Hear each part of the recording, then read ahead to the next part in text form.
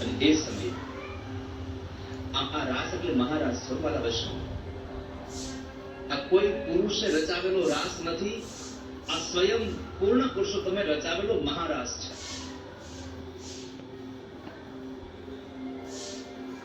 જેમાં પ્રેમનો વર્ધન થઈ રહ્યું છે,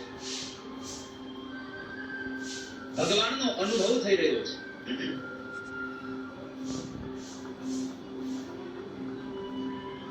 એ મહારાસ છે.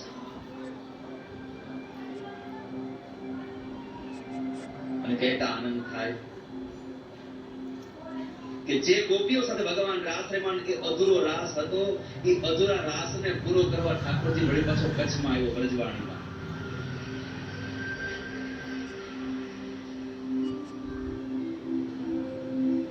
એ વ્રજવાણીમાં આવીને ભગવાને રાસ રચાય. તો આપણે આ ચિત્તની વૃત્તિઓને ભગવાન કૃષ્ણ સાથે જોડી દઈએ એ મહારાસ છે. અને હું તમને એક વાત કહી દઉં વાલા વૈષ્ણવો, ભગવાન કૃષ્ણએ કહ્યું છે કે મારા મહારાસમાં કોઈ પણ માણસ એક ફેરો મારશે, એને 84 લાખના ફેરામાંથી છોડાવવાની જવાબદારી મારી છે. એક ફેરો દીકરાને દીકરીના લગ્નમાં નાચે એવી જવાબદારી નથી મારી.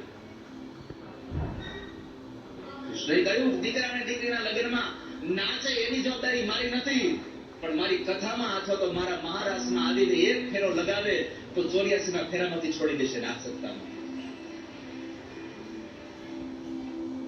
અને જે ભગવાનની સામે નાચે ને વાલા વૈષ્ણવો, એને બે હાથવાળાની સામે કોઈ નાચવું જ ન પડે, એવો સમય જ ના આવે નાચવું પડે કોઈ દિવસ.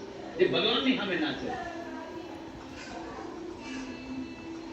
અને ભગવાને મહારાસ રચાય. ઢોલીડા